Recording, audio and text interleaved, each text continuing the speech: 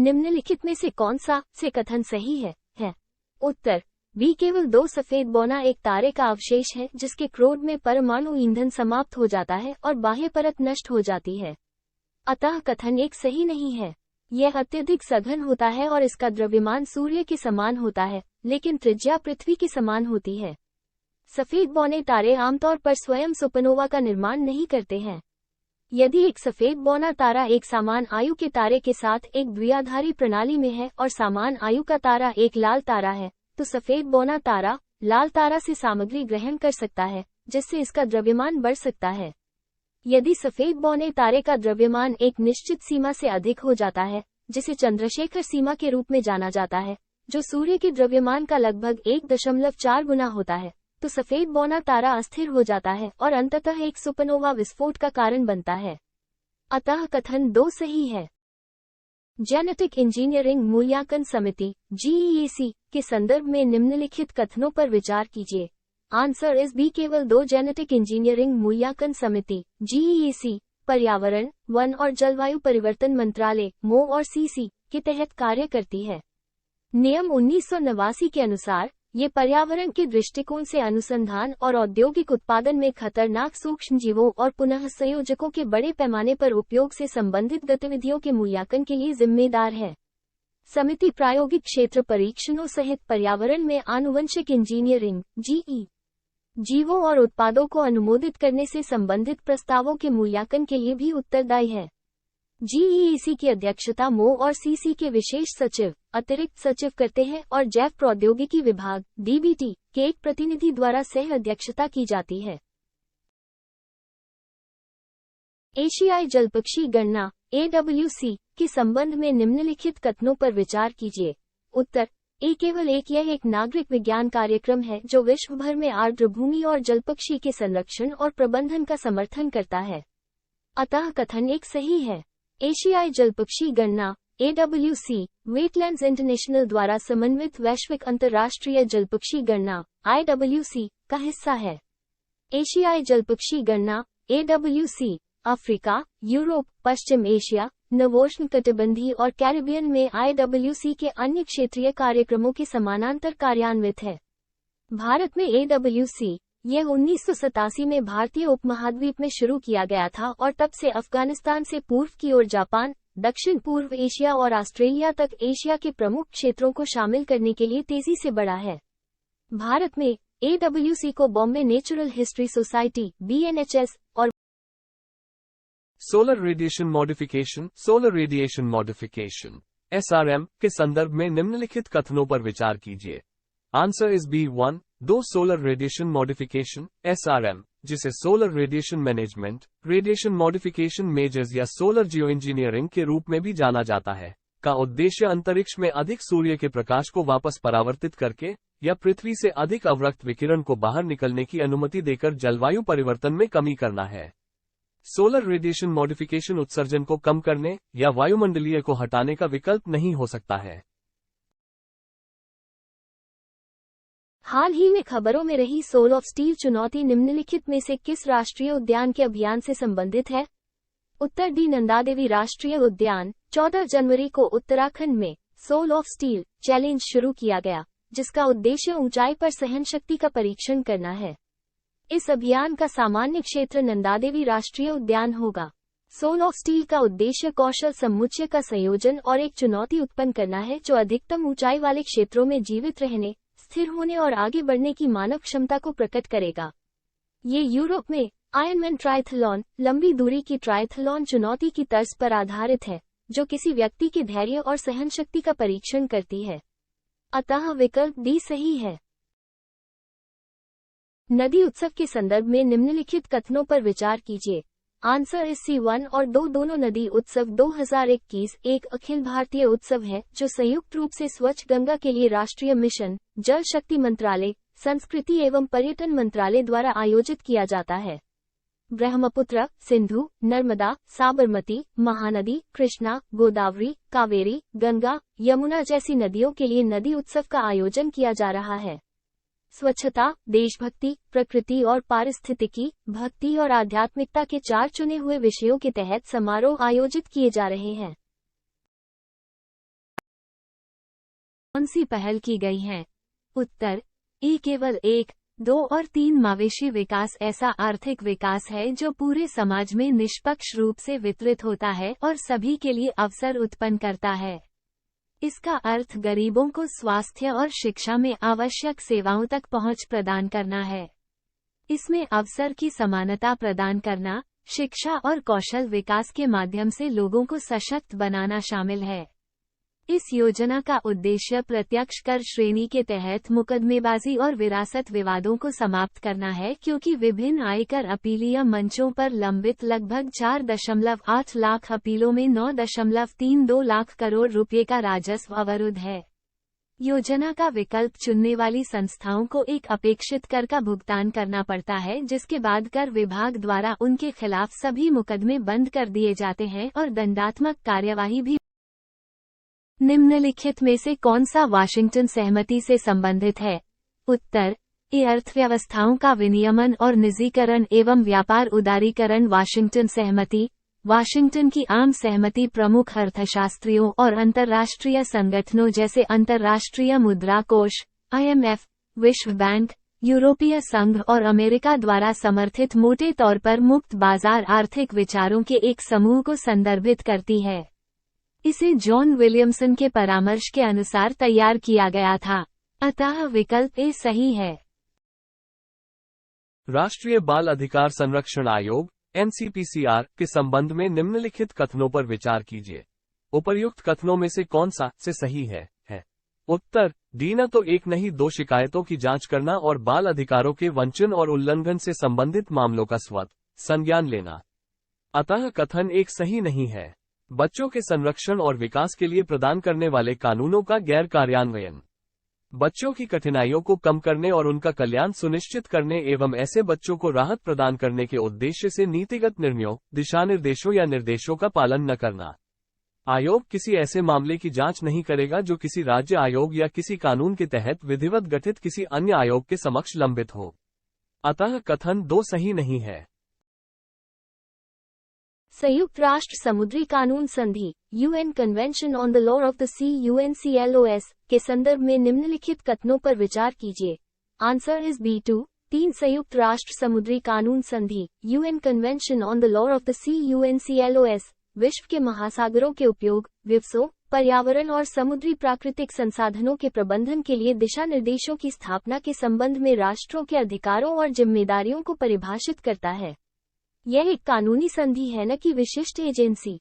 अंतर्राष्ट्रीय समुद्रतल अधिकरण (ISA) को राष्ट्रीय अधिकार क्षेत्र की सीमा से परे अंतर्राष्ट्रीय समुद्रतल क्षेत्र में सभी खनन संबंधी गतिविधियों को व्यवस्थित, विनियमित और नियंत्रित करने के लिए स्थापित किया गया था। ये UNCLOS द्वारा स्थापित एक संगठन है। The International Tribunal for the Law of Sea (ITLOS) एक अंतर सरकारी संगठन है जिसे समुद्र के कानून पर 3रे संयुक्त राष्ट्र सम्मेलन के अधिदेश द्वारा IS 4.0 या उन्नत पहुंच और सेवा उत्कृष्टता सुधार एजेंडा निम्नलिखित में से किससे संबंधित है? उत्तर बी बैंकिंग सुधार IS 4.0 स्वच्छ और स्मार्ट बैंकिंग को संस्थागत बनाने के उद्देश्य से PSB के लिए एक सामान्य सुधार एजेंडा है। IS 4.0 ग्राहक केंद्रित डिजिटल परिवर्तन के एजेंडे को आगे बढ़ाने के लिए PSB पब्लिक सेक्टर बैंक्स को तकनीक सक्षम, सरलीकृत और सहयोगी बैंकिंग के लिए प्रतिबद्ध करता है। इसके अंतर्गत निम्नलिखित प्रमुख विषय प्रस्तावित किए गए थे। 24x7 बैंकिंग IS 4.0 के तहत बैंकिंग सेवाओं की निर्बाध उपलब्धता सुनिश्चित करने के लिए लचीली तकनीक के साथ नए युग की 24x7 बैंकिंग की थीम पेश की गई है। पूर्वोत्तर क्षेत्रों पर विशेष ध्यान। बैंकों से भी कहा गया है कि वे पूर्वोत्तर क्षेत्रों के लिए विशेष योजनाओं के साथ सामने आए। अतः विकल्प बी सही है। सतत विकास लक्ष्य भारत सूचकांक निम्नलिखित में से किस संस्था, मंत्रालय द्वारा जारी किया गया है? उत्तर बी नीति आयोग। सतत विकास लक्ष्य भारत सूचकांक 2020-21 नीति आयोग द्वारा भारत में संयुक्त राष्ट्र के सहयोग से विकसित किया गया है। अतः विकल्प बी सही है। नीति आयोग ने डेटा संचालित मूल्यांकन के माध्यम से लक्ष्यों पर देश की प्रगति की निगरानी करने और उन्हें प्राप्त करने में राज्यों और केंद्र शासित प्रदेशों के बीच प्रतिस्पर्धा की भावना को बढ़ावा देने के लिए वर्ष 2018 में अपने सूचकांक का अनावरण किया। नीति आयोग के पास देश में सतत विकास लक्ष्य को अपनाने, निगरानी करने एवं राज्यों और केंद्र शासित प्रदेशों के बीच प्रतिस्पर्धी और सहकारी संघवाद को बढ़ावा देने का दोहरा अधिकार है। ये सूचकांक वर्ष 2030 के एजेंडा के तहत वैश्विक लक्ष्यों की व्यापक प्रकृति की अभिव्यक्ति का प्रतिनिधित्व करता है, जो राष्ट्रीय प्राथमिकताओं से भी जुड़ा हुआ है। में से कौन से भारत में वर्ष 1991 के आर्थिक सुधार के कारण थे? उत्तर बी केवल 1, 2 और 3 वर्ष 1991 का संकट और सुधार। वर्ष 1991 का संकट। वर्ष 1990-91 में भारत को गंभीर भुगतान संतुलन (बॉप) संकट का सामना करना पड़ा, जहां इसका विदेशी मुद्रा भंडार मात्र 15 दिनों के आयात के वित्तपोषण के लिए शेष बचा था। भुगतान संतुलन संकट के कई कारक थे। राजकोषीय घाटा। वर्ष 1990-91 के दौरान राजकोषीय घाटा सकल घरेलू उत्पाद का लगभग 8.4% था। प्रथम खाड़ी युद्ध। वर्ष 1990-91 में कुवैत पर इराक के आक्रमण के कारण तेल की कीमत में वृद्धि से स्थिति और गंभीर हो गई थी। कीमतों में वृद्धि, मुद्रा आपूर्ति में तेजी से वृद्धि के कारण मुद्रा गंगा विलास क्रूज के संदर्भ में निम्नलिखित कथनों पर विचार कीजिए।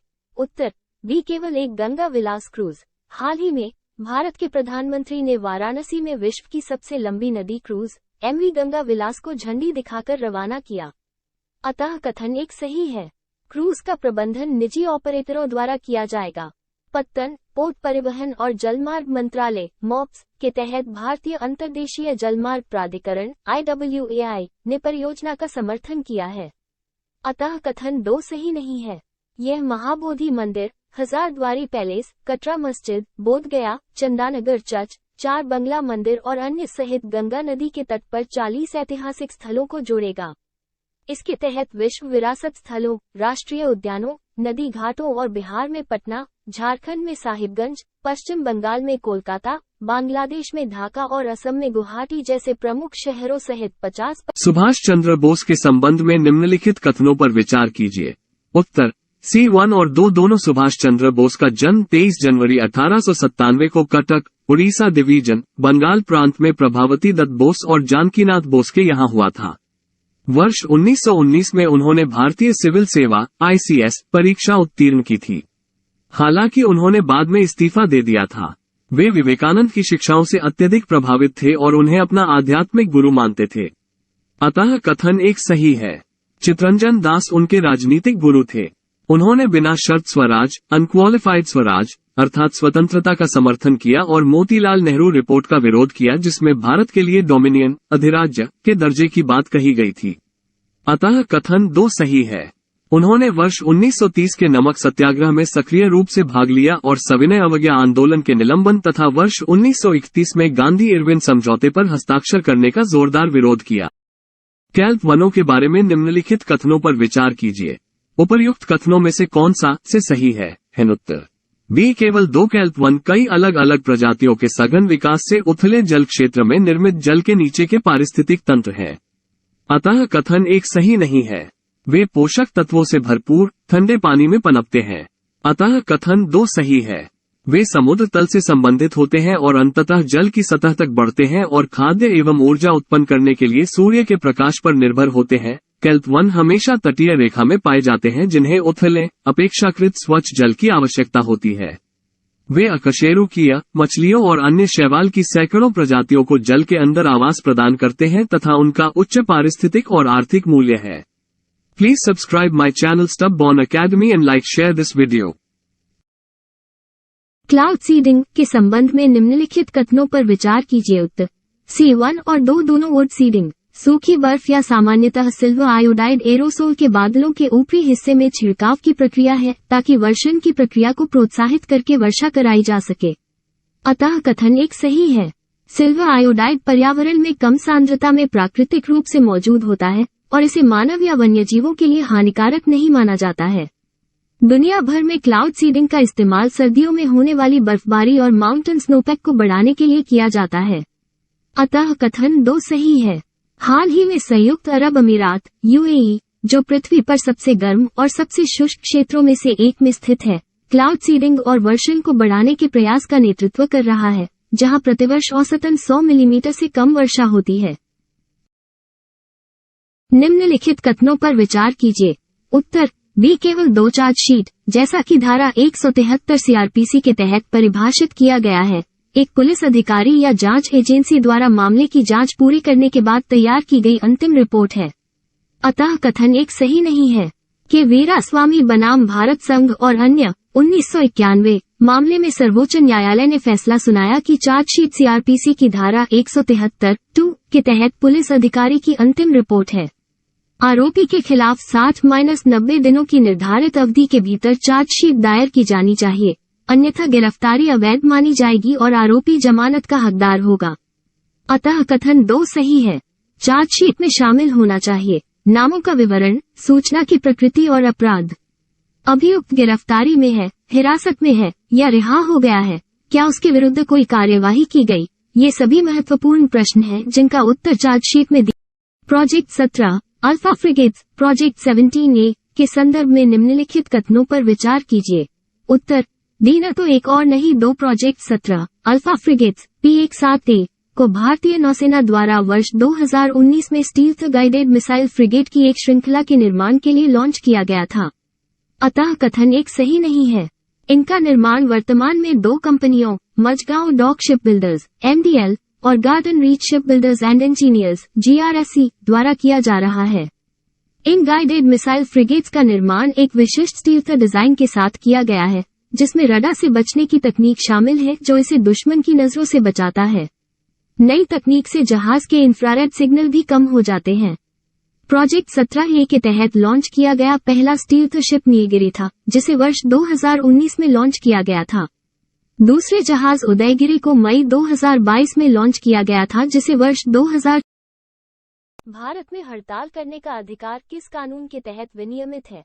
उत्तर ए औद्योगिक विवाद अधिनियम 1947। भारत में विरोध का अधिकार भारत के संविधान के अनुच्छेद 19 के तहत एक मौलिक अधिकार है। हड़ताल का अधिकार एक मौलिक अधिकार नहीं है, बल्कि एक कानूनी अधिकार है और इस अधिकार के साथ औद्योगिक विवाद अधिनियम 1947 में वैधानिक प्रतिबंध जुड़ा हुआ है। हड़ताल का आशय नियोक्ताओं द्वारा निर्धारित आवश्यक शर्तों के तहत काम करने से कर्मचारियों का सामूहिक रूप से इनकार करना है। हड़ताल के कई कारण हो सकते हैं, हालांकि मुख्य तौर पर आर्थिक स्थितियों, आर्थिक हड़ताल के रूप में परिभाषित और मजदूरी एवं लाभ में सुधार के लिए या श्रम प्रथाओं, कार्य स्थितियों में सुधार के उद्देश्य से के संदर्भ में की जाती है।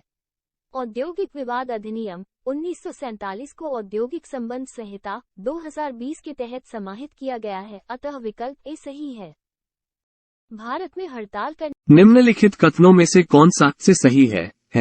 नीचे दिए गए कूट का प्रयोग कर सही उत्तर चुनिए। उत्तर सी 1 और 2 दोनों एक भारत श्रेष्ठ भारत कार्यक्रम का उद्देश्य राज्य केंद्र शासित प्रदेशों की जुड़ाव की अवधारणा के माध्यम से विभिन्न राज्यों केंद्र शासित प्रदेशों के लोगों के बीच बातचीत और आपसी समझ को बढ़ावा देना है। सरदार वल्लभभाई पटेल की 140वीं जयंती के अवसर पर एक भारत श्रेष्ठ भारत का शुभारंभ किया गया। अतः कथन एक सही है। राज्य भाषा सीखने, संस्कृति, परंपराओं और संगीत, पर्यटन एवं व्यंजन, खेल तथा सर्वोत्तम प्रथाओं को साझा करने आदि के क्षेत्रों में एक सतत और संरचित सांस्कृतिक संबंध को बढ़ावा देने के लिए गतिविधियां संचालित की जाती है। राज्यों और केंद्र शासित प्रदेशों ने एक भारत श्रेष्ठ भारत की भावना को बढ़ावा देने के लिए आपसी जुड़ाव की एक विस्तृत श्रृंखला में प्रवेश किया है। अतः कथन 2 सही है। Please subscribe my channel stub born academy and like share this video. Cyber सुरक्षा अभ्यास सिनर्जी के संबंध में निम्नलिखित कथनों पर विचार कीजिए। उत्तर सी केवल 3 सिनर्जी एक साइबर सुरक्षा अभ्यास है, जिसे सर्ट-इन द्वारा सिंगापुर की साइबर सुरक्षा एजेंसी इससे के सहयोग से सफलतापूर्वक डिजाइन और संचालित किया गया है। अतः कथन एक सही नहीं है। यह अभ्यास परिदृश्य वास्तविक जीवन की साइबर घटनाओं से लिया गया था, जिसमें घरेलू स्तर की सीमित प्रभाव वाली रैंसमवेयर की एक घटना जटिल होकर वैश्विक साइबर सुरक्षा संकट का रूप ले लेती है। प्रत्येक राज्य ने एक राष्ट्रीय संकट प्रबंधन टीम के रूप में भाग लिया, जिसमें राष्ट्रीय CERT, CSIRT, कानून प्रवर्तन एजेंसियों, LEA, संचार तथा ICT मंत्रालय और सुरक्षा एजेंसियों सहित विभिन्न सरकारी एजेंसियों के लोग शामिल थे। अतः कथन 2 सही नहीं है। रैंसमवेयर और जबरन वसूली के उद्देश्य से किए गए साइबर हमलों के खिलाफ सुदृढ़ नेटवर्क बनाने हेतु सदस्य देशों के बीच ऑल इंडिया फॉरवर्ड ब्लॉक के संदर्भ में निम्नलिखित कथनों पर विचार कीजिए। उत्तर ए केवल एक अखिल भारतीय फॉरवर्ड ब्लॉक का गठन मई 1939 में सुभाष चंद्र बोस द्वारा किया गया था। ये भारत में एक वामपंथी राष्ट्रवादी राजनीतिक दल था जो 1939 में भारतीय कांग्रेस के भीतर एक गुट के रूप में उभरा। अतः कथन एक सही नहीं है। फॉरवर्ड ब्लॉक का पहला अखिल भारतीय सम्मेलन जून 1940 में नागपुर में आयोजित किया गया था और इसने ब्रिटिश औपनिवेशिक शासन के खिलाफ संघर्ष के लिए उग्रवादी कार्रवाई का आग्रह करते हुए All Power to the Indian People शीर्षक से एक प्रस्ताव पारित किया। अतः कथन 2 सही है। फॉरवर्ड ब्लॉक का मुख्य उद्देश्य कांग्रेस पार्टी के सभी कट्टरपंथी तत्वों को एक साथ लाना था ताकि यह समानता और सामाजिक न्याय के सिद्धांतों के पालन के साथ भारत की पूर्ण स्वतंत्रता के अर्थ का प्रसार कर सके। भारतीय नौसेना ध्वज के संबंध में निम्नलिखित कथनों पर विचार कीजिए। उपर्युक्त कथनों में से कौन सा से सही नहीं है? उत्तर दीना तो एक और नहीं 2 हाल ही में प्रधानमंत्री ने भारत के पहले विमानवाहक पोत इंस विक्रांत के प्रक्षेपण को चिन्हित करने हेतु कोची में भारतीय नौसेना के नए पताका ध्वज का अनावरण किया। वर्तमान ध्वज के ऊपरी बाएं कोने कैंटर में तिरंगे के साथ सेंट जॉर्ज क्रॉस मौजूद है। अतः कथन एक सही है। नौसेना के ध्वज में परिवर्तन वर्ष 2001 में किया गया था जब रेड जॉर्ज क्रॉस को सफेद ध्वज के मध्य में नौसेना शिखा से बदल दिया गया था, जबकि शीर्ष में बाएं कोने पर तिरंगे का स्थान बरकरार रखा गया। वर्ष 2014 में एक और बदलाव किया गया जब देवनागरी लिपि में अशोक स्तंभ के नीचे ध्वज पर सत्यमेव जयते शब्द को अंकित किया गया। अतः कथन 2 सही है। निम्नलिखित कथनों में से कौन सा से सही है? उत्तर बी केवल 2 संकटग्रस्त प्रजातियों की IUCN रेड लिस्ट के अनुसार चीता एसाइननिक्स जुबेटिस संवेदनशील श्रेणी में आता है। अतः कथन एक सही नहीं है। चीता की वैश्विक आबादी लगभग 7100 है, जिनमें से अधिकांश दक्षिणी अफ्रीका में पाए जाते हैं। निवास स्थान के नुकसान, अवैध शिकार और मानव वन्यजीव संघर्ष के कारण उनकी आबादी में काफी कमी आई है। शेष आबादी की रक्षा करने और उनकी संख्या बढ़ाने के लिए संरक्षण संबंधी प्रयास किए जा रहे हैं। चीता एसाइननिक्स जुबेटिस विश्व की सबसे तेज बिल्ली को वर्ष 1975 से साइट्स परिशिष्ट आय में शामिल किया गया है। अतः कथन 2 सही है। Please subscribe my channel Stubborn Academy and like share this video. निम्नलिखित कथनों पर विचार कीजिए। उत्तर C1 और 2 वर्ष 2019 में सेना ने शॉर्ट सर्विस कमीशन SSC की महिला अधिकारियों को स्थायी आयोग का विकल्प चुनने की अनुमति देते हुए अपने नियमों में बदलाव किया, जो अन्यथा 14 साल की सेवा के बाद सेवानिवृत्त हो जाती। वर्ष 2020 के सर्वोच्च न्यायालय के ऐतिहासिक फैसले द्वारा महिला अधिकारियों के लिए पूर्वव्यापी प्रभाव से स्थायी आयोग की व्यवस्था की गई। अतः कथन एक सही है। महिलाएं अभी भी इन्फेंट्री, मैकेनाइज्ड इन्फेंट्री और सेना के रूप में बख्तरबंद जैसे मुख्य शस्त्रों के लिए पात्र नहीं है, क्योंकि सेना में महिलाओं को पैदल सैनिकों के रूप में सीमाओं पर युद्ध लड़ने की अनुमति नहीं है। अतः कथन 2 सही है। ये प्रतिरोध पुरुष सैनिकों को युद्ध कैदियों के रूप में दुश्मन द्वारा प्रताड़ित किए जाने के पिछले उदाहरणों से उपजा है। हालांकि सेना ने हाल ही में महिलाओं के लिए एक सहायक बल कोर ऑफ आर्टिलरी खोलने का निर्णय लिया है। ध्रुवीय भंवर से आप क्या समझते हैं? उत्तर बी ठंडी वायु का प्रवाह जो आमतौर पर आर्कटिक को घेरे रहती है। ध्रुवीय भांवर पोलर वॉर्टेक्स शब्द ठंडी वायु के विस्तार को संदर्भित करता है जो आमतौर पर आर्कटिक के चारों ओर प्रवाहित होती है, लेकिन कभी कभी उत्तरी ध्रुव से दक्षिण की ओर खिसक जाती है। वॉर्टेक्स शब्द वायु के प्रतिप्रवाह काउंटर क्लॉकवाइज को संदर्भित करता है जो ठंडी वायु को ध्रुवों के निकट रखने में मदद करता है।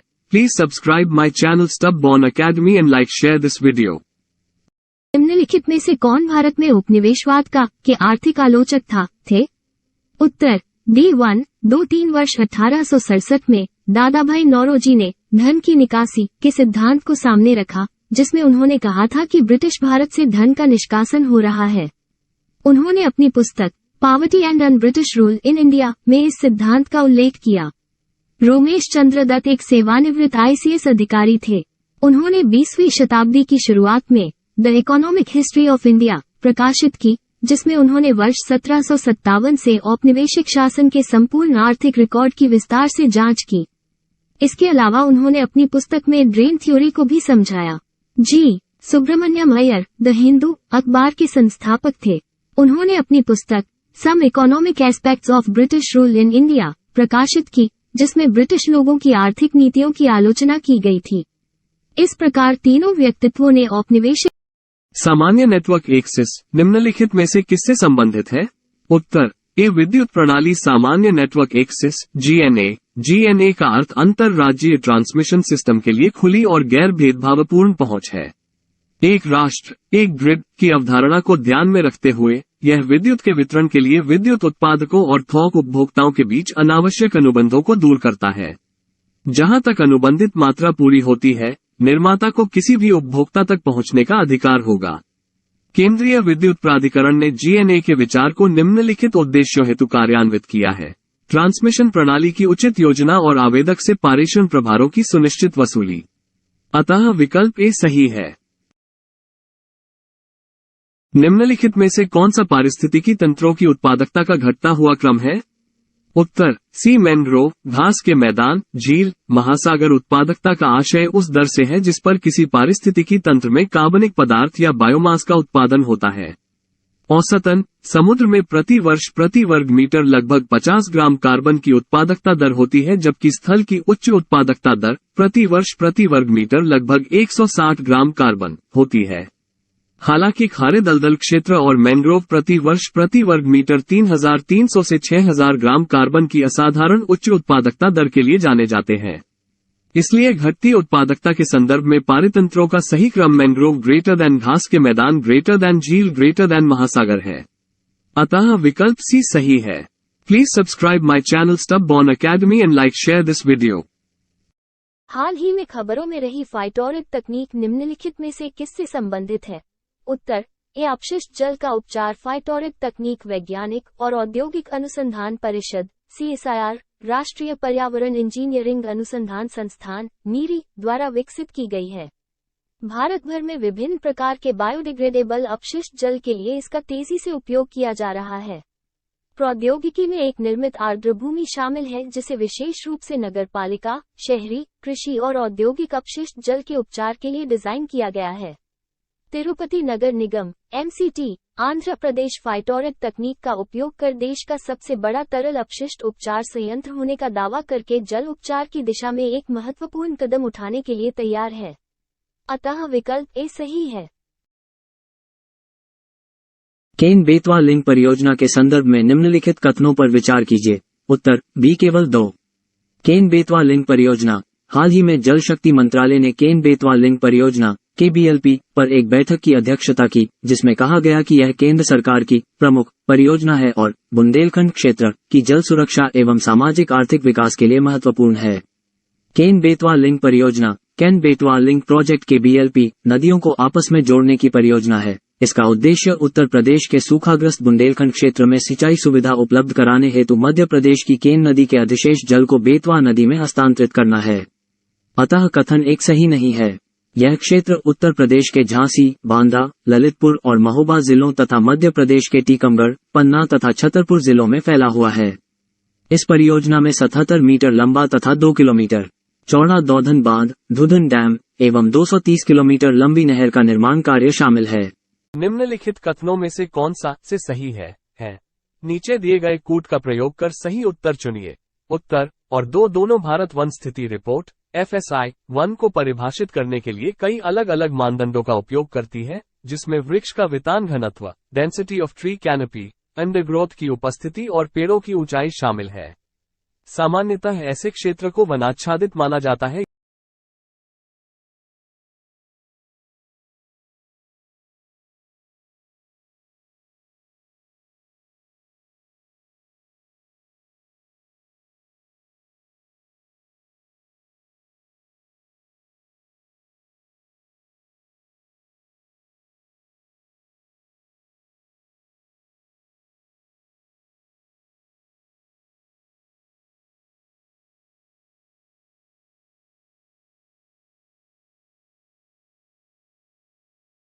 लाइकन, जो किसी चट्टान पर भी पारिस्थितिक अनुक्रमण शुरू करने में सक्षम है, वास्तव में सहजीवी संबंध है। उत्तर बी शैवाल और कवक के बीच लाइकन कहे जाने वाले कुछ जीवों में दो भागीदार होते हैं।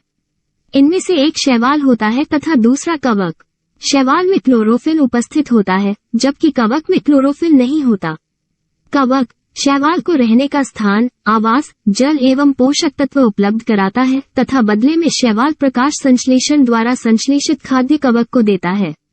ये पारस्परिक संबंध लाइकन को चट्टान सहित विभिन्न प्रकार की सतहों पर विकसित होने में सहायक होता है और पारिस्थितिकी अनुक्रमण को शुरू करने में महत्वपूर्ण भूमिका निभाता है। अतः विकल्प बी सही है। Please subscribe my channel Stubborn Academy and like share this video. यह आसपास के पौधों की वृद्धि और विकास पर पौधों के चयापचय उत्पादों, सूक्ष्म जीवों को छोड़कर, का नकारात्मक प्रभाव है।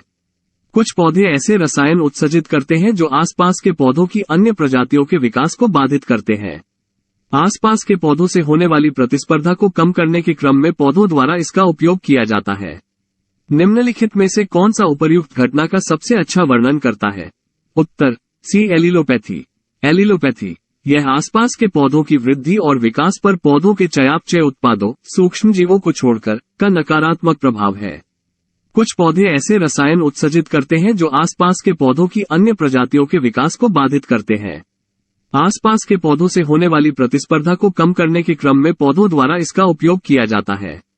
उदाहरण के लिए काला अखरोट द्वारा जुगलोन नामक एक एलिलोकेमिकल का उत्पादन किया जाता है जो आसपास के पौधों के विकास, जैसे पाइन के पेड़, को बाधित करता है। अतः स्काइग्लो के संदर्भ में निम्नलिखित कथनों पर विचार कीजिए। उत्तर C1 और 2 दोनों रात के समय रिहायशी इलाकों में आसमान का चमकना स्ट्रीट लाइट, सुरक्षित फ्लडलाइट और बाहरी सजावटी रोशनी स्काइग्लो का कारण बनता है। अतः कथन एक सही है। स्काइग्लो शहरों में और उनके आसपास रात के समय आकाश में प्रकाश की एक सर्वव्यापी चादर है जो सबसे चमकीले सितारों को छोड़कर सभी को अवरुद्ध कर सकती है। ये प्रकाश सीधे रात में सक्रिय जीवों की आंखों पर पड़ता है तथा उन्हें मार्ग से भटकाने का कार्य करता है। स्काइग्लो प्रकाश प्रदूषण के घटकों में से एक है। प्रकाश प्रदूषण आमतौर पर 3 मुख्य घटकों से बना होता है: स्काइग्लो, चकाचौंध और प्रकाश अतिचार। अतः कथन 2 सही है। Please subscribe my channel Stubborn Academy and like share this video. कथनों पर विचार कीजिए। उत्तर ए केवल एक किसान क्रेडिट कार्ड KCC की सुविधा 2018-19 में मत्स्य पालन और पशुपालन करने वाले किसानों के लिए बढ़ा दी गई है। अतः कथन एक सही है। वर्ष 2014-15 से वर्ष 2020-21 के दौरान पशुधन क्षेत्र 7.9% की CAGR से बढ़ा और 2020-21 में कुल कृषि गुआ में इसका योगदान लगभग 30.1% है। सहकारी समितियों के पास ग्रामीण आर्थिक परिवर्तन की कुंजी है। देश में 8.5 लाख पंजीकृत सहकारी समितियां हैं और 98% गांव प्राथमिक कृषि ऋण समितियों पैक्स द्वारा सम्मिलित किए गए हैं। लगभग 19% कृषि वित्त सहकारी समितियों के माध्यम से प्रदान किए जाते हैं। आंकड़े में दर्शाई गई जानकारी के आधार पर भारत में खाद्य सब्सिडी में हमेशा वृद्धि नहीं हुई है, बल्कि वृद्धि और कमी की अवधि के बीच उतार चढ़ाव आया है। अतः कथन 2 सही। निम्नलिखित में से कौन सा स्थान भारत के सामरिक पेट्रोलियम भंडार स्ट्रेटेजिक पेट्रोलियम रिजर्व से संबंधित नहीं है? उत्तर डी दहेज, Gujarat. Indian strategic petroleum reserve limited ऊर्जा सुरक्षा सुनिश्चित करने के लिए भारत सरकार ने 3 स्थानों नामतः विशाखापट्टनम, मंगलौर और पादुर, उडुपी के निकट में 5 मिलियन मीट्रिक टन MMT के सामरिक खनिज तेल भंडार बनाने का निर्णय लिया। सामरिक खनिज तेल भंडारण सुविधाओं के निर्माण का प्रबंधन एक विशेष प्रयोजन company Indian strategic petroleum reserves limited ISPRL द्वारा किया जा रहा है, जो तेल उद्योग विकास बोर्ड OIDB की पूर्ण स्वामित्व वाली आनुषंगिक कंपनी पेट्रोलियम एवं नेचुरल गैस मंत्रालय के अधीन है। इंजीनियर्स इंडिया लिमिटेड EIL द्वारा तीनों स्थलों हेतु परियोजना प्रबंधन परामर्शदाता के रूप में कार्य किया गया।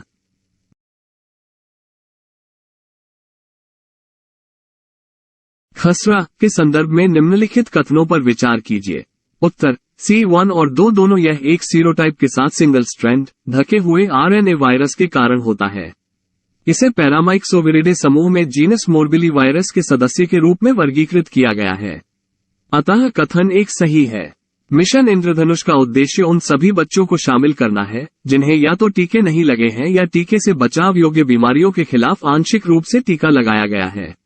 भारत के मिशन इंद्रधनुष में तपेदिक, diphtheria, pertussis, tetanus, polio, hepatitis B, pneumonia और haemophilus influenzae type B, Hib, खसरा, रूबेला, जापानी इंसेफेलाइटिस और रोटावायरस डायरिया के कारण होने वाले मेनिंजाइटिस जैसी 12 जानलेवा बीमारियों को शामिल किया गया है। अतः कथन 2 सही है। निम्नलिखित कथनों पर विचार कीजिए। उपर्युक्त कथनों में से कौन सा से सही नहीं है? उत्तर डी न तो एक नहीं 2 मुद्रा की मांग हमें बताती है कि लोगों को एक निश्चित मुद्रा की आवश्यकता क्यों होती है। चूंकि विनिमय करने के लिए मुद्रा की आवश्यकता होती है, विनिमय का मूल्य उस मुद्रा को निर्धारित करेगा जिसे लोग रखना चाहेंगे और विनिमय की मात्रा जितनी अधिक होगी उतनी ही अधिक मात्रा में मुद्रा की मांग की जाएगी। चूंकि किए जाने वाले विनिमय की मात्रा आय पर निर्भर करती है, ये स्पष्ट होना चाहिए कि आय में वृद्धि से मुद्रा की मांग बड़े विनिमय करने के लिए में वृद्धि होगी। अतः कथन 1 सही है। लोग अपनी बचत को ब्याज देने वाले बैंक में रखने के बजाय मुद्रा के रूप में रखते हैं। लोग कितनी मुद्रा रखते हैं ये भी ब्याज दर पर निर्भर करता है। विशेष रूप से जब ब्याज दरों में वृद्धि होती है तो लोगों की मुद्रा रखने में दिलचस्पी कम हो जाती है, क्योंकि मुद्रा रखने का अर्थ कम ब्याज अर्जित जमा राशि रखना होता है, जिससे कम ब्याज प्राप्त होता है। राष्ट्रीय हरित हाइड्रोजन मिशन के संदर्भ में निम्नलिखित कथनों पर विचार कीजिए। उत्तर A1 और 2 केवल राष्ट्रीय हरित हाइड्रोजन मिशन। ये हरित हाइड्रोजन के व्यावसायिक उत्पादन को प्रोत्साहित करने और भारत को ईंधन का शुद्ध निर्यातक बनाने हेतु एक कार्यक्रम है। अतः कथन 1 सही है। यह मिशन हरित हाइड्रोजन मांग में वृद्धि लाने के साथ साथ इसके उत्पादन, उपयोग और निर्यात को बढ़ावा देगा।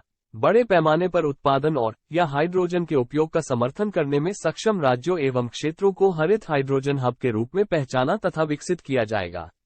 अतः कथन 2 सही है। नवीन और नवीकरणीय ऊर्जा मंत्रालय। अतः कथन 3 सही नहीं है। निम्नलिखित में से कौन ब्रिटिश शासन के दौरान भारत में रैयतवाड़ी बंदोबस्त प्रारंभ किए जाने से संबद्ध थे? उत्तर सी केवल 2 और 3 रैयतवाड़ी प्रणाली 1820। इसकी शुरुआत दक्षिण भारत में कैप्टन अलेक्जेंडर रीड और थॉमस मुनरो ने की थी। इस प्रणाली के तहत सीधे किसान रैयतों से राजस्व वसूला जाता था। अतः विकल्प सी सही है। CriMAC crime multi agency centre platform के संदर्भ में निम्नलिखित कथनों पर विचार कीजिए। उत्तर बी केवल 2 क्रीमैक क्राइम मल्टी एजेंसी सेंटर को वर्ष 2020 में गृह मंत्रालय MHA द्वारा लॉन्च किया गया था, जो राष्ट्रीय अपराध रिकॉर्ड ब्यूरो NCRB द्वारा संचालित किया जाता है। अतः कथन 1 सही नहीं है। इसे विभिन्न कानून प्रवर्तन एजेंसियों के साथ अपराध और अपराधियों के बारे में जानकारी साझा करने एवं उनके बीच सूचना के निर्बाध प्रवाह को सुनिश्चित करने के लिए शुरू किया गया था। इसका उद्देश्य देश भर में अपराध की घटनाओं का जल्द पता लगाने और रोकथाम में मदद करना है। क्रीमैक वास्तविक समय के आधार पर देश भर में मानव तस्करी सहित महत्वपूर्ण अपराधों के बारे में जानकारी के प्रसार की सुविधा प्रदान करता है और अंतर्राज्य समन्वय को सक्षम बनाता है। अतः कथन 2 सही है। यह अवैध तस्करी के पीड़ितों का पता लगाने और उनकी पहचान करने के साथ साथ अपराध वुड्स डिस्पैच के संदर्भ में निम्नलिखित कथनों पर विचार कीजिए। उत्तर बी केवल 2 भारत में अंग्रेजी शिक्षा के मैग्ना कार्टा के रूप में पहचाना जाने वाला वुड्स डिस्पैच को चार्ल्स वुड्स ने जारी किया था, जो 1854 में कंपनी के नियंत्रण बोर्ड के अध्यक्ष थे। इसमें भारत में चलाई जाने वाली शैक्षिकी नीति की रूपरेखा का वर्णन था, जो ओरिएंटल ज्ञान के विपरीत सीखने की यूरोपीय प्रणाली के लाभों पर बल देती थी। इसके व्यावहारिक प्रयोगों में से एक आर्थिक था, जिसकी ओर डिस्पैच में संकेत किया गया था। इसमें कहा गया था कि सीखने की यूरोपीय प्रणाली से भारतीय लोग वाणिज्य और व्यापार के विस्तार से मिलने वाले लाभों को पहचानने में सक्षम हो जाएंगे और इससे उन्हें देश के संसाधनों के विकास के महत्व का पता चलेगा। वुड्स डिस्पैच में ये तर्क दिया गया कि सीखने की यूरोपीय प्रणाली से भारतीयों के नैतिक चरित्र में सुधार होगा। यह उन्हें सच्चा और ईमानदार बना देगी और इस प्रकार कंपनी को ऐसे लोक सेवक मिलने लगेंगे जो विश्वसनीय होंगे। 1800 नोबेल हेलेन तितली के संदर्भ में निम्नलिखित कथनों पर विचार कीजिए। उपयुक्त कथनों में से कौन सा से सही है? उत्तर डी न तो एक और नहीं 2 म्यांमार और दक्षिणी चीन से वियतनाम देशों में पाई जाने वाली स्वेलटेल तितली, जो अब विलुप्त हो गई है, भारत में पहली बार दर्ज की गई है। नमदाफा राष्ट्रीय उद्यान अरुणाचल प्रदेश में 3 स्थानों में पाई जाने वाली नोबेल हेलेन पेप्लियो नोबेली एक अत्यंत दुर्लभ तितली है। नोबेल हेलेन थाईलैंड, लाओस और कंबोडिया में भी पाई जाती है, अतः कथन एक सही नहीं है। इन तितलियों को भारत में पहली बार अरुणाचल प्रदेश के नमदाफा राष्ट्रीय उद्यान में दर्ज किया गया था, अतः कथन 2 सही नहीं है। Please subscribe my channel Stubborn Academy and like share this video. Nitrification ammonium ion के नाइट्रेट आयन में रूपांतरण होने की एक प्रक्रिया है। निम्नलिखित में से कौन सा बैक्टीरिया ऐसी प्रक्रियाओं में शामिल होता है? उत्तर ए नाइट्रोसोमोनास और नाइट्रोबैक्टर वायवीय अजोटोबैक्टर और अवायवीय क्लोस्ट्रिडियम द्वारा भी नाइट्रोजन स्थिरीकरण किया जाता है। अमोनीकरण कुछ रासायनिक अभिक्रियाओं द्वारा मृदा में अमोनियम आयन भी बन सकते हैं। माइक्रोबियल गतिविधि के अपशिष्ट उत्पाद के रूप में अमोनिया गैस मृदा में मिल जाती है। हाइड्रोजन आयन के साथ मिलकर इससे मृदा में अमोनियम आयन बन सकते हैं। नाइट्रीकरण ये 2 चरणों में अमोनियम आयन का नाइट्रेट आयन में होने वाला रूपांतरण है। सबसे पहले वायवीय बैक्टीरिया नाइट्रोसोमोनास अमोनियम आयन को नाइट्रेट आयन में ऑक्सीकृत करता है, फिर एक अन्य वायवीय बैक्टीरिया नाइट्रोबैक्टर NO2 को NO3 में ऑक्सीकृत करता है, अतः कथन ए सही है। विनाइट्रीकरण ये नाइट्रोजन को वापस आणविक महालवाड़ी व्यवस्था के विषय में निम्नलिखित कथनों पर विचार कीजिए। उत्तर D1, 2 और 3 विलियम बेंटिक के कार्यकाल के दौरान 1833 में महालवाड़ी बंदोबस्त की शुरुआत की गई थी। इसे ब्रिटिश भारत के मध्य प्रांत, उत्तर पश्चिम सीमा प्रांत, आगरा, पंजाब, गंगा घाटी आदि में लागू किया गया था, अतः कथन 1 और 2 सही है। महालवाड़ी बंदोबस्त में स्थायी बंदोबस्त और रैयतवाड़ी बंदोबस्त दोनों ही पद्धतियों के कई प्रावधान शामिल थे। इस प्रणाली में भूमि को महालों में विभाजित किया गया था। प्रत्येक महाल में 1 या 1 से अधिक गांव शामिल होते थे। स्वामित्व के अधिकार कृषकों में निहित थे। करों के संग्रह के लिए गांवों की समिति को जिम्मेदारी सौंपी गई थी, अतः कथन 3 सही है।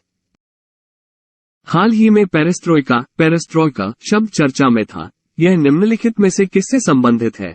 उत्तर ए केवल एक पेरेस्ट्रोइका का अर्थ है पुनर्गठन, विशेष रूप से साम्यवादी अर्थव्यवस्था और राजनीतिक व्यवस्था का सोवियत अर्थव्यवस्था में बाजार अर्थव्यवस्था की कुछ विशेषताओं को शामिल करके। इसके परिणामस्वरूप वित्तीय निर्णय लेने में विकेंद्रीकरण भी हुआ। ग्लासनोस्ट का अर्थ है खुलापन, विशेष रूप से सूचनाओं के संदर्भ में पारदर्शिता। इसी क्रम में सोवियत संघ का लोकतंत्रीकरण शुरू हुआ, अतः विकल्प ए सही है। निम्नलिखित कथनों पर विचार कीजिए। उपर्युक्त कथनों में से कौन सा से सही है? उत्तर डी न तो 1 और न ही 2 जेनेटिक इंजीनियरिंग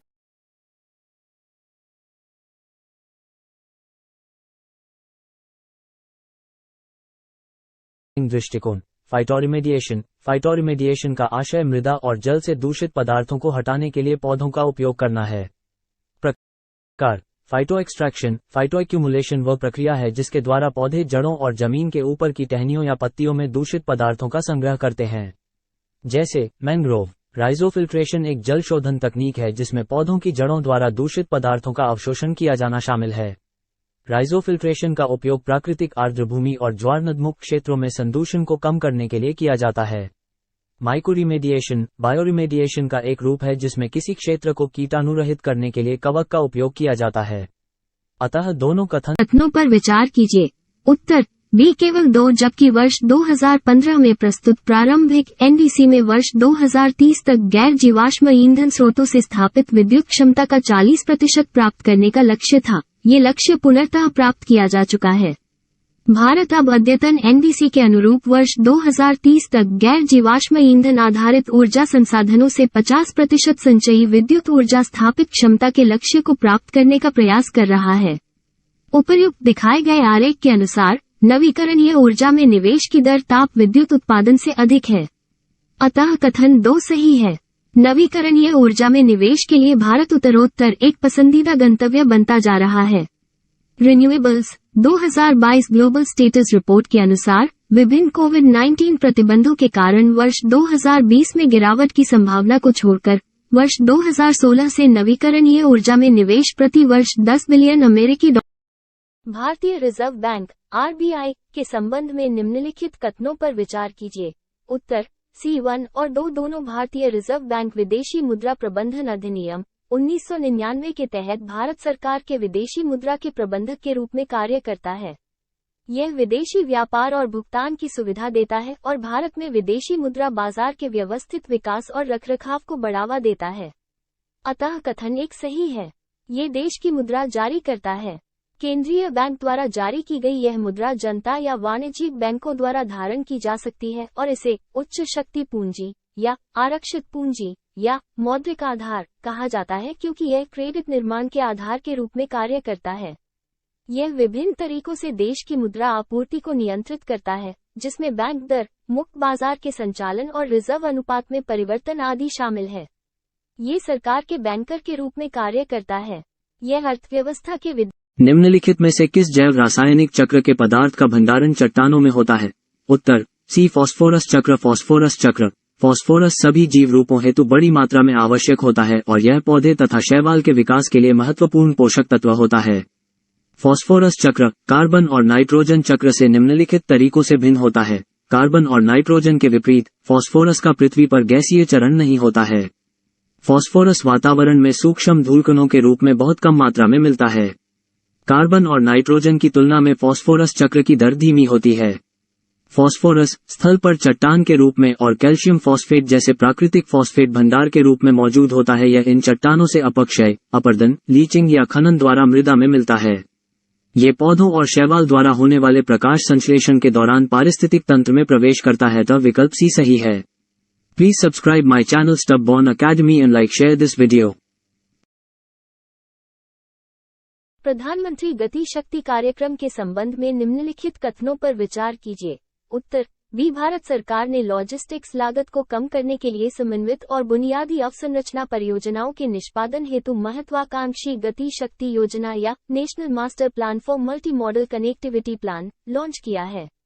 योजना के विषय में उद्देश्य जमीनी स्तर पर काम में तेजी लाना, लागत में कमी करना और रोजगार पैदा करने पर ध्यान देने के साथ साथ आगामी 4 वर्षों में बुनियादी अवसंरचना परियोजनाओं की एकीकृत योजना और कार्यान्वयन सुनिश्चित करना। अतः कथन एक सही है। लॉजिस्टिक्स लागत में कटौती के अलावा इस योजना का उद्देश्य कार्गो हैंडलिंग क्षमता को बढ़ाना और व्यापार को बढ़ावा देने हेतु बंदरगाहों पर टर्नअराउंड समय को कम करना है। अतः कथन 2 सही नहीं है। इसमें एक केंद्रीकृत पोर्टल के साथ विभिन्न मंत्रालयों और विभागों की सभी मौजूदा व नियोजित पहलें शामिल होंगी। प्रत्येक विभाग अब व्यापक। निम्नलिखित में से किसे महासागर के वर्षावन कहा जाता है? उत्तर बी प्रवाल समुद्र के वर्षावन, जिन्हें प्रवाल भित्तियों के रूप में भी जाना जाता है, ऐसे पारिस्थितिक तंत्र हैं जो विभिन्न प्रकार के पौधों और जानवरों का आवास होते हैं। जैसे कि भूमि पर वर्षावन विभिन्न प्रकार के पौधों और जानवरों की प्रजातियों का आवास है।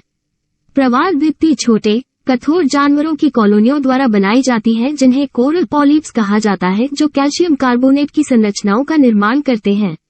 ये संरचनाएं मछली, क्रिस्टेशियंस, मोलस्क और कई प्रकार के शैवाल सहित अनगिनत अन्य प्रजातियों हेतु आवास प्रदान करती हैं। ज़ूप्लैंक्टन, फाइटोप्लैंक्टन और शैवाल सभी महासागर पारिस्थितिकी तंत्र के महत्वपूर्ण घटक हैं, लेकिन उन्हें महासागर के वर्षावन नहीं माना जाता है। अतः विकल्प बी सही है। Please subscribe my channel Stubborn Academy and like share this video. औद्योगिक उत्पादन सूचकांक IIP के संदर्भ में निम्नलिखित कथनों पर विचार कीजिए। उत्तर बी केवल 2 यह एक समग्र संकेतक है जो निम्नलिखित वर्गीकृत उद्योग समूहों की विकास दर को मापता है। व्यापक क्षेत्र अर्थात खनन, विनिर्माण और बिजली। अतः कथन एक सही नहीं है। उपयोग आधारित क्षेत्र अर्थात मूल सामान, पूंजीगत वस्तुएं और मध्यवर्ती वस्तुएं। औद्योगिक उत्पादन सूचकांक के लिए उपयोग किया जाने वाला आधार वर्ष 2011-2012 है। ये राष्ट्रीय सांख्यिकी कार्यालय NSO, सांख्यिकी और कार्यक्रम कार्यान्वयन मंत्रालय द्वारा मासिक रूप से संकलित और प्रकाशित किया जाता है। अतः कथन 2 सही है। IIP तिमाही और उन्नत सकल घरेलू उत्पाद की गणना के लिए बेहद प्रासंगिक है। निम्नलिखित कथनों पर विचार कीजिए। उत्तर बी न तो एक और न ही 2 डीम्ड विश्वविद्यालय। डीम्ड विश्वविद्यालय एक प्रकार का उच्च शिक्षा संस्थान है। इसे विश्वविद्यालय अनुदान आयोग UGC अधिनियम 1956 की धारा 3 के तहत deemed to be university deemed to be university का दर्जा दिया गया है। अतः कथन एक सही है। व्यापक शब्दों में इसका अर्थ है कि संस्थान को अपने स्वयं के डिग्री कार्यक्रमों की पेशकश करने की अनुमति दी गई है, जो नियमित विश्वविद्यालयों द्वारा प्रदान किए जाने वाले डिग्री कार्यक्रमों के समकक्ष हैं। अतः कथन 2 सही है। डीम्ड यूनिवर्सिटी होने के कई फायदे हैं, जैसे वित्तीयन के अवसरों में वृद्धि और बेहतर संकाय को आकर्षित करना। इसके अतिरिक्त इन संस्थानों में प्रायः अधिक लचीली प्रवेश नीतियां होती हैं। पाठ्यक्रम को संशोधित करने का अधिकार, परीक्षा और मूल्यांकन आयोजित करने का अधिकार। में से कौन सा शब्द आवश्यकताओं का दोहरा सहयोग कहे जाने वाले पद से बेहतर ढंग से संबंधित है? उत्तर ए। वस्तु विनिमय मुद्रा की मध्यस्थता के बिना आर्थिक विनिमय को वस्तु विनिमय कहा जाता है। हालांकि इसे आवश्यकताओं का दोहरा सहयोग भी माना जाता है। उदाहरण के लिए, एक व्यक्ति के पास चावल का अधिशेष है जिसे वो कपड़ों के बदले बदलना चाहता है। उसे उसके लिए एक ऐसे अन्य व्यक्ति को ढूंढना होगा जिसके पास देने के लिए कपड़े के अधिशेष के बदले में चावल की बिल्कुल विपरीत मांग हो। व्यक्तियों की संख्या बढ़ने पर खोज लागत निषेधात्मक हो सकती है। इस प्रकार विनिमय को सुगम बनाने के लिए एक मध्यवर्ती वस्तु आवश्यक है जो मुद्रा की तरह दोनों पक्षों को स्वीकार्य हो। इसके बाद व्यक्ति मुद्रा के लिए अपनी उपज बेच सकते हैं और इस मुद्रा का उपयोग उन वस्तुओं को खरीदने के लिए कर सकते हैं जिनकी उन्हें जरूरत है। हालांकि विनिमय की सुविधा को मुद्रा की प्रमुख भूमिका माना जाता है, यह अन्य उद्देश्यों को भी पूरा करती है। सर्वमान्य माध्यम है। निम्नलिखित में से कौन सा से मुद्रा को विनिमय के माध्यम के रूप में स्वीकृत करने के रूप में सम्मिलित नहीं है? उपरोक्त सभी मुद्रा विनिमय का सर्वमान्य माध्यम है। एक ऐसी अर्थव्यवस्था में जिसमें अंटार्कटिका के शिविर में ठहरा हुआ व्यक्ति अकेला होता है, इसलिए वहां वस्तुओं का कोई आदान प्रदान नहीं हो सकता है और इसलिए मुद्रा की कोई भूमिका नहीं है। भले ही एक से अधिक व्यक्ति हो और ये व्यक्ति बाजार के विनिमय में भाग नहीं लेते हैं। उदाहरण के लिए, एक पृथक द्वीप पर रहने वाले परिवार के लिए मुद्रा की कोई उपयोगिता नहीं है। हालांकि जैसे ही एक से अधिक आर्थिक अभिकर्ता होते हैं जो बाजार के माध्यम से विनिमय में खुद को संलग्न करते हैं, इन विनिमयों को सुविधाजनक बनाने के लिए मुद्रा एक महत्वपूर्ण साधन बन जाता है। अतः विकल्प डी सही है। निम्नलिखित कथनों पर विचार कीजिए। उपर्युक्त कथनों में से कौन सा से सही है? उत्तर डी। न तो एक नहीं 2 MSCS में 66 बहुराज्यीय सहकारी बैंक शामिल हैं जिनमें लगभग 2.6 लाख रुपए करोड़ जमा है। महाराष्ट्र में कुल 661 सहकारी समितियां हैं। इसके बाद दिल्ली और उत्तर प्रदेश का स्थान है। अतः कथन एक सही नहीं है। आनुषांगिक क्षेत्र। हाल के वर्षों में पशुपालन, डेयरी और मत्स्य पालन में वृद्धि हो रही है। वर्ष 2020-21 में कुल कृषि गुआ स्थिर मूल्यों पर में पशुधन क्षेत्र का योगदान 30.1% है। इसी तरह कुल कृषि गुआ में मत्स्य क्षेत्र की हिस्सेदारी करीब 6.7% रही है। आरए के अनुसार कृषि गुआ लगभग 55.1% में फसलों का सबसे अधिक योगदान है, लेकिन पशुधन क्षेत्र का योगदान केवल 30% है। अतः कथन 2 सही नहीं है। भारतीय स्वतंत्रता आंदोलन के दौरान व्यक्तिगत सत्याग्रहियों का मुख्य लक्ष्य क्या नहीं था? उत्तर डी। सांप्रदायिक सद्भाव और अहिंसा को बढ़ावा देना। 1940 के अंत में कांग्रेस ने एक बार फिर गांधी को कमान संभालने के लिए कहा। गांधी ने अब ऐसे कदम उठाने शुरू कर दिए जो उनके व्यापक रणनीतिक परिप्रेक्ष्य के भीतर एक जनसंघर्ष को जन्म देंगे। उन्होंने प्रत्येक इलाके में कुछ चुनिंदा व्यक्तियों द्वारा व्यक्तिगत आधार पर एक सीमित सत्याग्रह शुरू करने का फैसला किया। व्यक्तिगत सत्याग्रह शुरू करने के उद्देश्य थे ये दिखाना कि राष्ट्रवादी धैर्य किसी भी प्रकार की निर्बलता के कारण नहीं था। लोगों की यह भावना व्यक्त करने के लिए कि उन्हें युद्ध में कोई दिलचस्पी नहीं थी और उन्होंने नाजीवाद तथा भारत पर शासन करने वाली दोहरी निरंकुशता के बीच कोई अंतर नहीं किया। कांग्रेस की मांगों को शांतिपूर्ण ढंग से स्वीकार करने के लिए सरकार को एक और अवसर देना, सांप्रदायिक सद्भाव और अहिंसा को बढ़ावा देना व्यक्तिगत सत्याग्रह की मांग नहीं थी। अतः निम्नलिखित कथनों पर विचार कीजिए। उपर्युक्त शर्तों में से किसकी गणना वाणिज्यिक बैंकों के लिए परिसंपत्ति के रूप में की जा सकती है? उत्तर सी। केवल 1, 2 और 4 परिसंपत्ति वे चीजें हैं जो एक कंपनी के पास होती हैं या जो एक कंपनी दूसरों से दावा कर सकती है। बैंक के मामले में भवन, फर्नीचर आदि के अलावा इसकी परिसंपत्तियां जनता को दिए गए ऋण हैं। अतः कथन 2 और 4 सही है। एक अन्य परिसंपत्ति जो एक वाणिज्यिक बैंक के पास होती है वो रिजर्व होते हैं। रिजर्व वे जमा होते हैं जो वाणिज्यिक बैंक और इसकी नकदी जैसे CRR और SLR रिजर्व बैंक RBI के पास रखते हैं। रिजर्व हमारे द्वारा बैंकों में रखी गई जमा राशि के समान होते हैं। अतः कथन एक सही है। किसी भी कंपनी के लिए देनदारियां उसके ऋण हैं या वो जो दूसरों के लिए बकाया है। एक बैंक के लिए मुख्य देनदारी वो जमा होती है जो लोग बैंक में रखते हैं। वाणिज्यिक बैंकों में ग्राहकों के समय और मांग जमा को वाणिज्य वर्ष 1813 के चार्टर अधिनियम के संबंध में निम्नलिखित कथनों पर विचार कीजिए। उत्तर बी केवल 1 और 2 1813 के चार्टर अधिनियम के महत्वपूर्ण प्रावधान है। इसने भारत में ईस्ट इंडिया कंपनी के व्यापारिक एकाधिकार को समाप्त कर दिया था, लेकिन अगले 20 वर्षों के लिए चाय और चीन के साथ व्यापार की अनुमति दी गई थी। पहली बार ईसाई मिशनरियों को भारत जाने और प्रचार करने की अनुमति दी गई। इस अधिनियम के तहत कंपनी के क्षेत्रीय राजस्व और व्यावसायिक लाभ को विनियमित किया जाना तय किया गया। साथ ही कंपनी के ऋण को कम करने तथा प्रतिवर्ष 10.5% की दर से लाभांश प्राप्ति की बात भी की गई। इस अधिनियम में ये प्रावधान था कि कंपनी भारतीयों की शिक्षा पर प्रतिवर्ष 1 लाख खर्च करेगी। साथ ही इस अधिनियम में सुप्रीम कोर्ट के अधिकार क्षेत्र के तहत स्थानीय सरकारों को जनता से कर वसूलने का अधिकार भी दिया गया। निम्नलिखित में कौन क्रिप्स मिशन के साथ कांग्रेस के आधिकारिक वार्ताकार थे?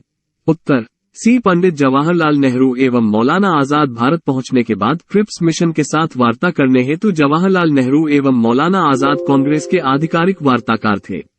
क्रिप्स मिशन ने निम्न प्रावधानों की योजना बनाई। युद्ध के बाद ऐसे भारतीय संघ के निर्माण का प्रयत्न किया जाए जिसे पूर्ण डोमिनियन का दर्जा प्राप्त हो। उसे राष्ट्रकुल से भी अलग होने का अधिकार प्राप्त होगा। युद्ध के बाद एक संविधान निर्मात्री सभा का गठन किया जाएगा जिसमें ब्रिटिश प्रांतों के चुने हुए प्रतिनिधि तथा देशी रियासतों के प्रतिनिधि शामिल होंगे।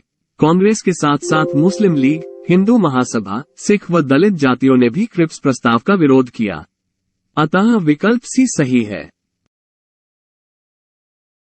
एशियाई हाथियों को किस रूप में वर्गीकृत किया गया है? उत्तर ए संकटग्रस्त एशियाई हाथी की 3 उप प्रजातियां हैं, भारतीय, सुमात्रन तथा श्रीलंकन। भारतीय उप प्रजाति महाद्वीप के सर्वाधिक विस्तृत क्षेत्र में पाई जाती है। हाथियों के झुंड का नेतृत्व सबसे पुरानी और बड़ी मादा सदस्य, झुंड की माता, द्वारा किया जाता है। इस झुंड में नर हाथी की सभी संतानें, नर और मादा, शामिल होती हैं। हाथियों में सभी स्तनधारियों की सबसे लंबी गर्भकालीन गर्भावस्था अवधि होती है, जो 680 दिनों 22 महीने तक चलती है। 14 से 45 वर्ष के बीच की मादा हाथी लगभग हर 4 साल में बच्चे को जन्म दे सकती है, जबकि औसत जन्म अंतराल 52 साल की उम्र में 5 साल और 60 साल की उम्र में 6 साल तक बढ़ जाता है। सुरक्षा की स्थिति IUCN की रेड लिस्ट, संकटग्रस्त। अतः विकल्प ए सही है। वन्यजीव संरक्षण अधिनियम 1972। The Ganga Basin outspreads in India, Tibet, China, Nepal and Bangladesh over an area of 1,086,000 sq.km. Hence statement 1 is correct. In India, it covers states of Uttar Pradesh, Madhya Pradesh, Rajasthan, Bihar, West Bengal, Uttarakhand, Jharkhand, Haryana, Chhattisgarh, Himachal Pradesh and Union Territory of Delhi, draining an area of 861,452 sq.km, which is nearly 26% of the total geographical area of the country. Hence statement 2 is correct. The principal tributaries joining the river from right are the Yamuna and the Son. The Ramganga, the Ghagra, the Gandik, the Kosi and the Mahananda join the river from left. The Chambal and the Betwa are the 2 other important sub-tributaries. The major part of basin in Indian territory is covered with agricultural land accounting to 65.57% of the total area, and 3.47% of the basin is covered by water bodies. Hence statement 3 is correct. Article 51, under Part 4 of the Indian Constitution, provides for the promotion of international peace and security. The state shall endeavour to promote international peace and security, maintain just and honourable relations between nations, foster respect for international law and treaty obligations in the dealings of organized peoples with one another, and encourage settlement of international disputes by arbitration. Hence option A is the correct answer. The Mongols under Genghis Khan invaded Transoxiana in northeast Iran in 1219 and the Delhi Sultanate faced their onslaught soon after. Mongol attacks on the Delhi Sultanate increased during the reign of Alauddin Khilji. Delhi was attacked twice, in 1299, 1300s and 1302 to 1303. As a defensive measure, Alauddin Khalji raised a large standing army in Delhi which posed a huge administrative challenge. Hence statement 1 is correct. Alauddin constructed a new garrison town named Siri to defend the city from the onslaught of the Mongols. Hence statement 2 is correct. Alauddin chose to pay his soldiers in cash rather than IQTAS. Hence statement 3 is not correct. Prices were carefully surveyed by officers, and merchants who did not sell at the prescribed rate were punished. He successfully withstood the threat of Mongol invasions. Archimedes' principle. For totally immersed objects, the volume of the fluid displaced by the object is equal to its own volume. If the density of the immersed object is more than that of the fluid, the object will sink as the weight of the body is more than the upward thrust. Archimedes' principle has many applications. It is used in designing ships and submarines. Lactometers, which are used to determine the purity of a sample of milk, and hydrometers used for determining density of liquids, are based on this principle. A lactometer is an application of hydrometer and is used to check purity of cow's milk. The instrument is graduated into 100 parts. Milk is poured in and allowed to stand until the cream has formed, then the depth of the cream deposit in degrees determines the quality of the milk. If the milk sample is pure, then the lactometer floats on it, and if it is adulterated or impure, then the lactometer sinks. Hence, option A is the correct answer. The high quality of early miniatures suggests that there was already a local tradition, probably at least partly of murals, in which artists had trained. Compared to the early Mughal painting evolving at the same time to the north, Deccan painting exceeds in the brilliance of their color, the sophistication and artistry of their composition, and a general air of decadent luxury. Deccani painting was less interested in realism than the Mughals, instead pursuing a more inward journey, with mystic and fantastic overtones. Lady with the Minor Bird, Golconda or Bijapur. Ragamala painting, Hindola Raga, c. 1585. Ibrahim Adil Shah II riding his favorite elephant Atash Khan, Bijapur, c. 1600, etc. are famous illustrations in Deccani paintings. Hence option A is the correct answer. The Energy Technology Perspectives 2023 FEED report was published in January 2023 by the International Energy Agency. The world is moving into a new age of clean technology manufacturing that could be worth hundreds of billions of dollars per year by the end of the decade, generating millions of jobs in the process, according to a new report from the International Energy Agency. Hence, option A is the correct answer. In a statement accompanying its report, the IEA said its analysis showed that the global market for key mass-manufactured clean energy technologies would be worth roughly $650 billion per year by 2030, a more than threefold increase from today's levels.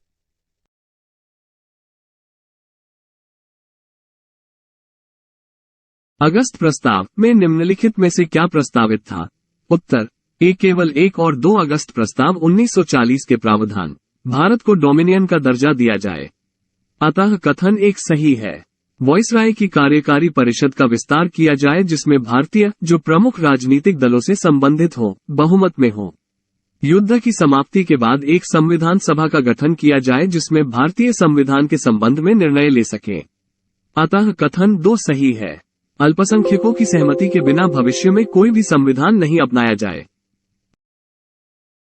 Department-related standing committees, DRSCs. DRSCs were set up in 1993 to scrutinize the functioning of the various ministries, departments of the union government assigned to them in order to further strengthen the accountability of the government to Parliament. Hence, statement 1 is correct. How many DRSCs have been constituted? 24 DRSCs have been constituted consisting of not more than 31 members, each, out of which 21 members are nominated by the Speaker, Lok Sabha, and 10 members are nominated by the Chairman, Rajya Sabha. Hence, statement 2 is correct and statement 3 is not correct. How many DRSCs are there under the jurisdiction of Rajya Sabha and Lok Sabha? 8 DRSCs function under the control and direction of the Chairman, Rajya Sabha, while 16 such committees function under the control and direction of the Speaker, Lok Sabha.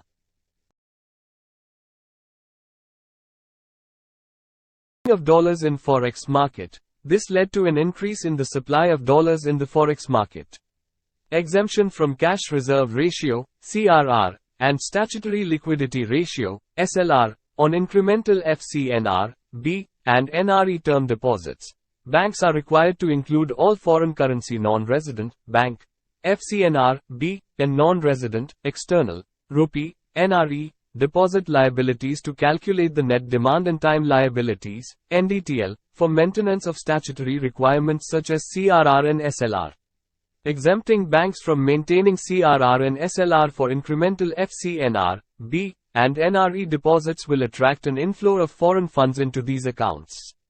RBI has temporarily allowed banks to raise fresh foreign currency non-resident bank, FCNR, B, and NRE deposits without reference to the extant regulations on interest rates. Hence option C. Agriculture, AOA, is an international treaty of the World Trade Organization. It was negotiated during the Uruguay round of the General Agreement on Tariffs and Trade and entered into force with the establishment of the WTO in 1995. The aim of the agreement is to establish a fair trading system that will increase market access and improve the livelihoods of farmers around the world. Hence statement 1 is correct. The agreement establishes a number of general rules and commitments mainly in 3 areas sometimes called 3 pillars. These are market access, domestic support, and export subsidies. Hence statement 2 is correct. It covers agricultural products with the exception of forestry and fishing products, as well as rubber, sisal, jute, and abaca. Hence statement 3 is correct.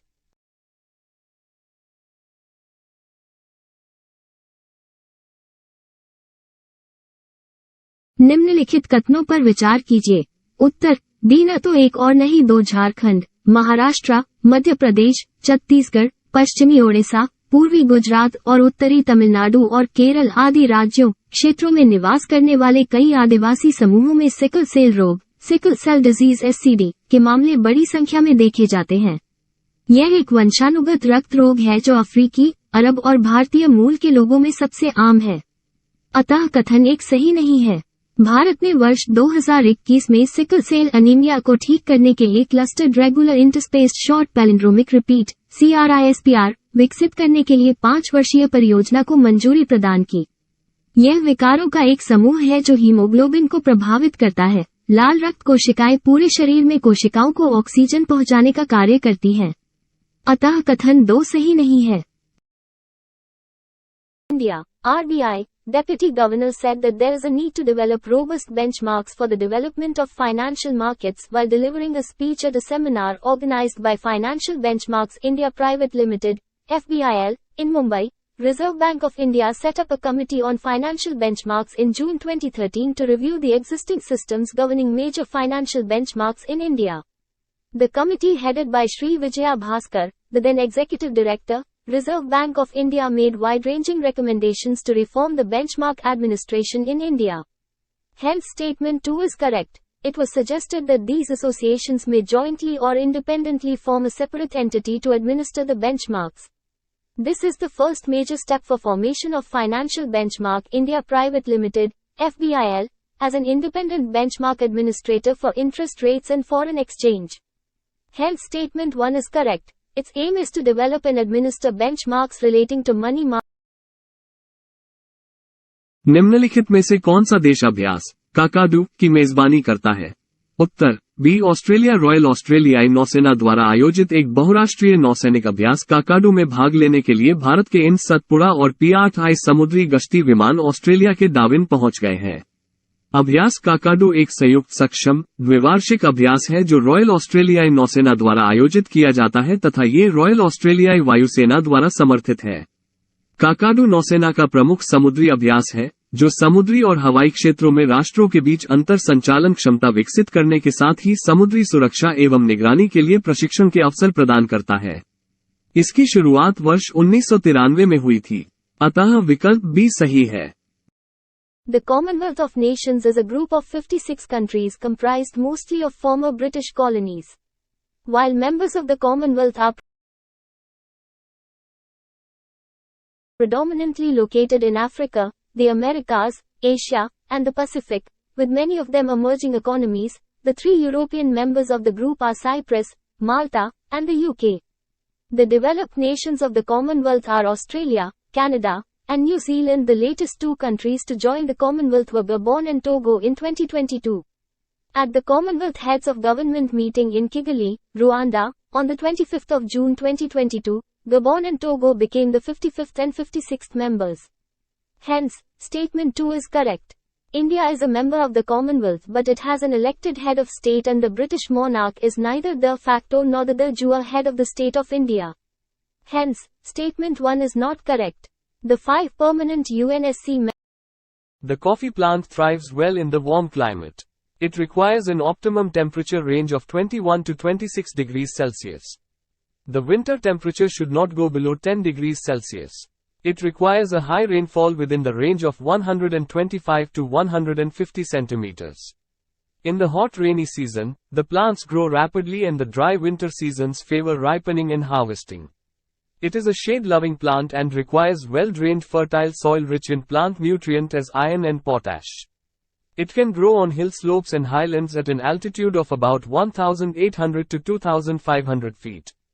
In India, its plantations can be found on the eastern sheltered slopes of the Western Ghats near the 15 degrees north latitude in Kerala, Karnataka, and Tamil Nadu. On an international level, Brazil, Vietnam, Colombia, Indonesia, Ethiopia, etc. are some of the major producers of the crop. Hence option. Securities Appellate Tribunal, SAT, is a statutory body established under the provisions of Section 15K of the Securities and Exchange Board of India Act, 1992 to hear and dispose of appeals against orders passed by the Securities and Exchange Board of India or by an adjudicating officer under the Act, and to exercise jurisdiction, powers and authority conferred on the tribunal by or under this Act or any other law for the time being in force. Hence statement 1 is correct.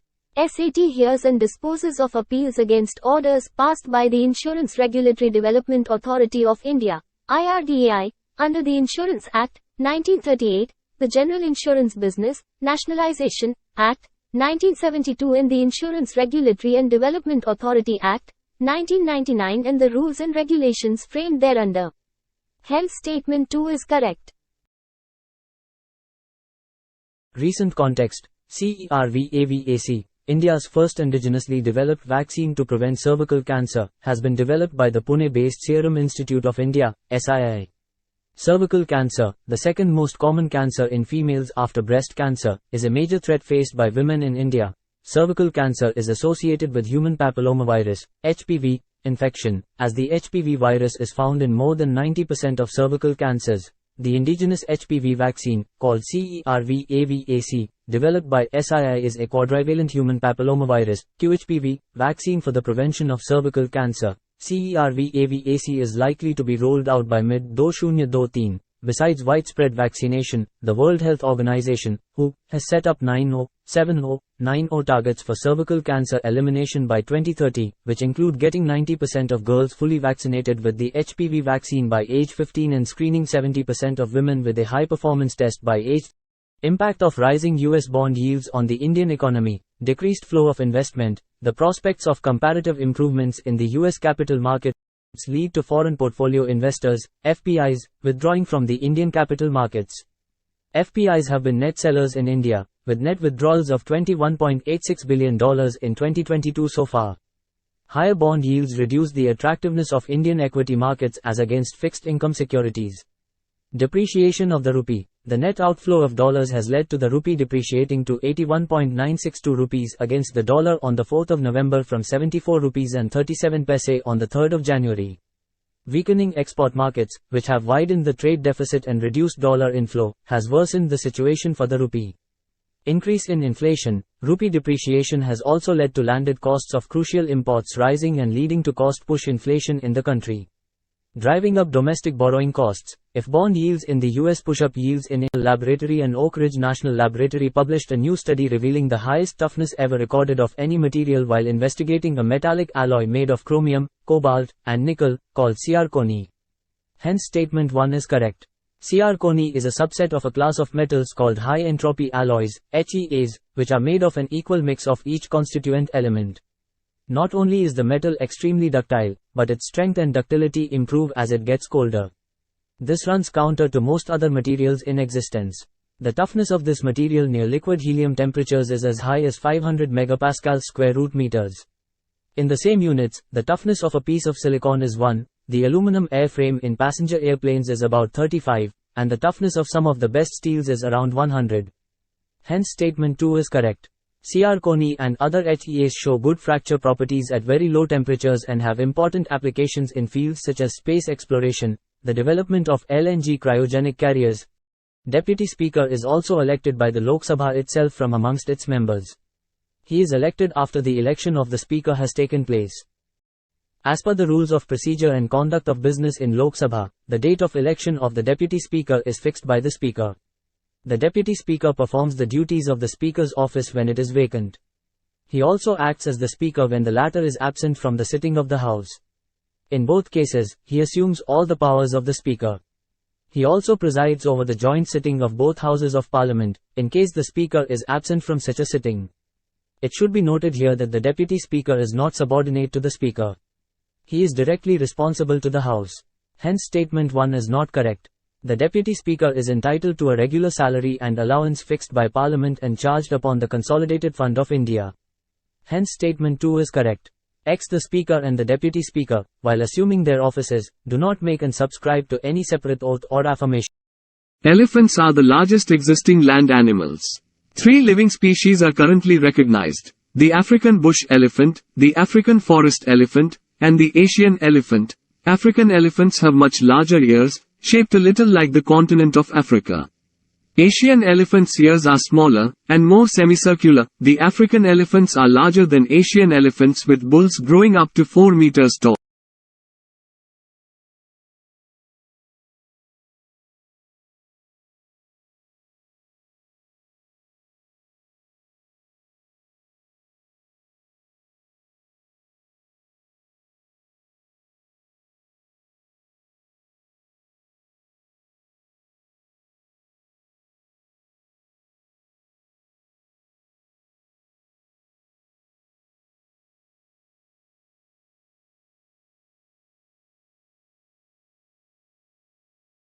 The defects of the Regulating Act of 1773 and the exigencies of British politics necessitated the passing of Pitt's India Act, 1784. The features of this act were as follows. It gave the British government supreme control over the company's affairs and its administration in India. Hence statement 1 is correct. It distinguished between the commercial and political functions of the company. It allowed the Court of Directors to manage the commercial affairs but created a new body of 6 commissioners called the Board of Control to manage the political affairs of India. Thus, it established a system of double government. It empowered the Board of Control to supervise and direct all operations of the civil and military government or revenues of the British possessions in India. The Act placed the government of India in the hands of the Governor-General and a council of 3. The Act clearly subordinated the Bombay and Madras presidencies to Bengal in the areas of revenue, war and diplomacy. Hence statement grasslands are characterized as having grasses as the dominant vegetation. Temperatures vary more from summer to winter, and the amount of rainfall is less in temperate grasslands than in savannas in Eurasia.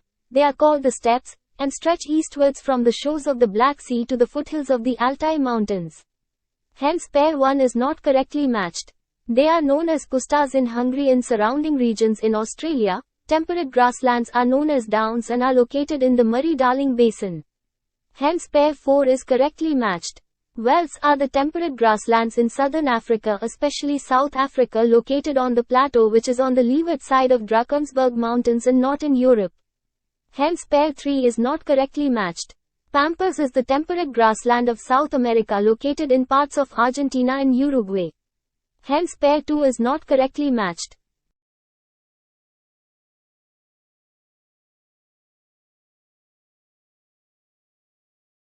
Aravalli पर्वत श्रृंखला के बारे में निम्नलिखित कथनों पर विचार कीजिए। उत्तर ए केवल एक उत्तर पश्चिमी भारत की अरावली विश्व के सबसे पुराने वलित पर्वतों में से एक, अब 300 मीटर से 900 मीटर की ऊंचाई के साथ अवशिष्ट पर्वतों का निर्माण करती है। अतः कथन एक सही है। ये गुजरात के हिम्मतनगर से दिल्ली तक 800 किलोमीटर तक विस्तृत है, जो हरियाणा, राजस्थान, गुजरात तथा दिल्ली में 692 किलोमीटर किमी में विस्तृत है। अतः कथन 2 सही नहीं है। Please subscribe my channel Stubborn Academy and like share this video. Metaverse is a deeply immersive virtual space combining virtual reality, VR, augmented reality, AR, and artificial intelligence powered by real-time computer graphics running on powerful servers. Hence statement 1 is correct.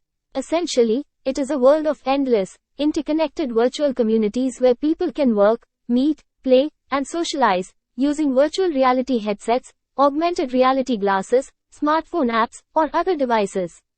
Hence statement 2 is correct. T. Digital assets can be owned through non-fungible tokens, NFTs, which are nothing but cryptographic tokens in which the ownership details of the virtual assets are coded. They are unique and cannot be replaced by another token, which makes them ideal for representing items in the metaverse. In the virtual world, NFTs grant you ownership of anything from avatar wearables to digital property. Hence statement 3 is correct. The above description matches to Koledo Ghana National Park, which is a Ramsar site. Koledo Ghana National Park is a UNESCO World Heritage Site located in Bharatpur, Rajasthan. A complex of 10 artificial, seasonal lagoons, varying in size, situated in a densely populated region. Vegetation is a mosaic of scrub and open grassland that provides habitat for breeding, wintering and staging migratory birds. The invasive growth of the grass Pashpalam distichum has changed the ecological character of large areas of the site, reducing its suitability for certain water bird species, notably the Siberian crane. The park is home to over 370 species of birds and animals such as the basking python, painted storks, deer, nilgai and more. Noted Indian ornithologist and naturalist Salim Ali used his influence to garner government support to create Koledo National Park. It was also known as the breeding ground for the rare and elusive to spot Siberian crane. Hence option D is the correct answer. Netaji Subhash Chandra Bose के संदर्भ में निम्नलिखित कथनों में से कौन सा से सही है? उत्तर ए केवल 1 और 2 वर्ष 1921 में बोस ने चित्तरंजन दास की स्वराज पार्टी द्वारा प्रकाशित समाचार पत्र फॉरवर्ड के संपादन का कार्यभार संभाला। अतः कथन 3 सही नहीं है। उन्होंने बिना शर्त स्वराज अनक्वालिफाइड स्वराज अर्थात स्वतंत्रता का समर्थन किया और मोतीलाल नेहरू रिपोर्ट का विरोध किया, जिसमें भारत के लिए डोमिनियन के दर्जे की बात कही गई थी। उन्होंने वर्ष 1930 के नमक सत्याग्रह में सक्रिय रूप से भाग लिया और वर्ष 1931 में सविनय अवज्ञा आंदोलन के निलंबन तथा गांधी-इरविन समझौते पर हस्ताक्षर करने का विरोध किया। अतः कथन 1 और 2 सही है। वर्ष 1930 के दशक में वो जवाहरलाल नेहरू और एमएन रॉय के साथ कांग्रेस की वाम राजनीति में संलग्न रहे। हालांकि राजनीतिक मतभेद के कारण उन्होंने बाद में एक party. Recent context. The 2022 Nobel Prize for Physics is an award for experiments establishing the foundational concepts of quantum mechanics.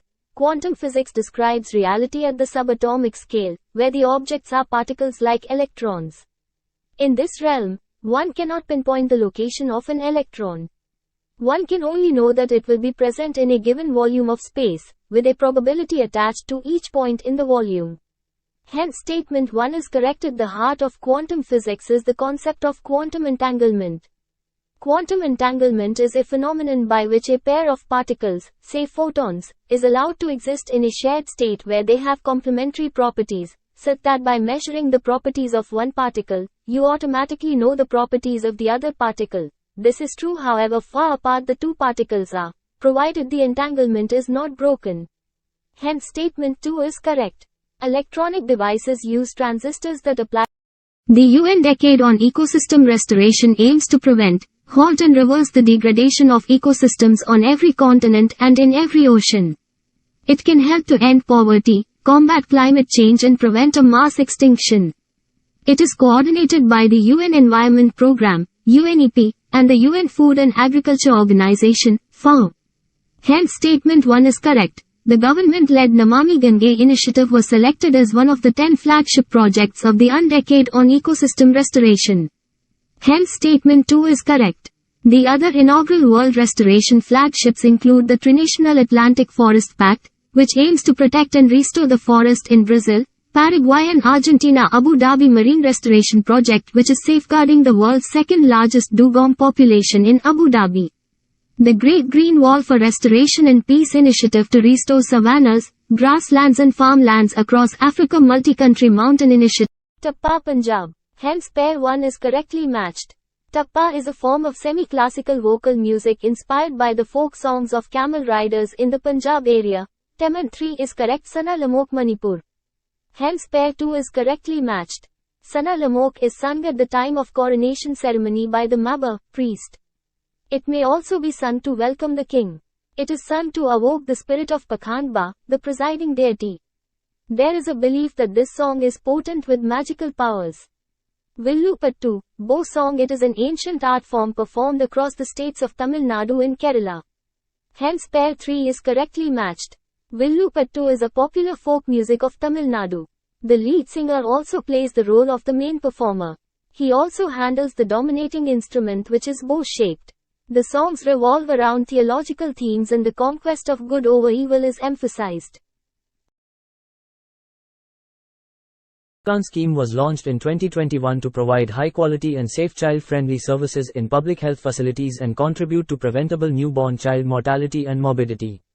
It makes child-friendly services accessible and available to patients and their parents, as well as provides a child-friendly environment, promotes, protects, and supports breastfeeding, and provides respectful and dignified care to the mother, parent, attendant. Hence, option 3 is correct. Liksha is a quality improvement initiative, launched in 2017 by the Ministry of Health and Family Welfare, MOHFW, which aims to accelerate the efforts toward the reduction of preventable maternal mortality and morbidity by aiming to improve in quality of care during the delivery and immediate postpartum period. Surakshit Matritva Ashwasan, Suman, provides assured, dignified, respectful and quality healthcare at no cost and zero tolerance for denial of services for every woman and newborn visiting public health facilities to end all preventable maternal and newborn deaths. Hence, option 1 is correct. प्रधान मंत्री सुरक्षा संदर्भ में निम्नलिखित कथनों पर विचार कीजिए। उपर्युक्त कथनों में से कौन सा सही है? उत्तर D1, 2 और 3 आदित्य L1 मिशन। परिचय, ये सूर्य का अध्ययन करने वाला पहला भारतीय अंतरिक्ष मिशन है। वर्ष 2015 में लॉन्च किए गए एस्ट्रोसेट के बाद आदित्य L1 इसरो का दूसरा अंतरिक्ष आधारित खगोल विज्ञान मिशन होगा। अतः कथन 1 सही है। प्रक्षेपण यान आदित्य L1 को 7 पेलोड उपकरणों के साथ ध्रुवीय उपग्रह प्रक्षेपण यान polar satellite launch vehicle PSLV का उपयोग करके लॉन्च किया जाएगा। अतः कथन 2 सही है। Visible line emission coronagraph VLEC Aditya L1 पर प्राथमिक पेलोड है। अतः कथन 3 सही है।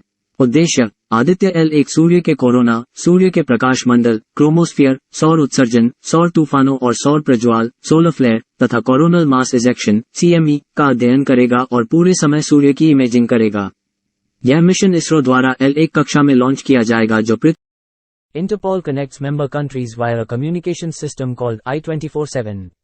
Countries use this secure network to contact each other and the General Secretariat. It also allows them to access our databases and services in real time from both central and remote locations. Hence, statement 1 is correct.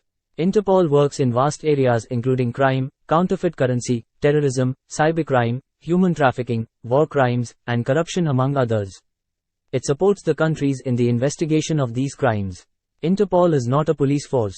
It has no powers to arrest anyone, investigate or prosecute crimes, but it occasionally deploys incident response teams to assist national police forces during joint cross-border operations or large-scale public events.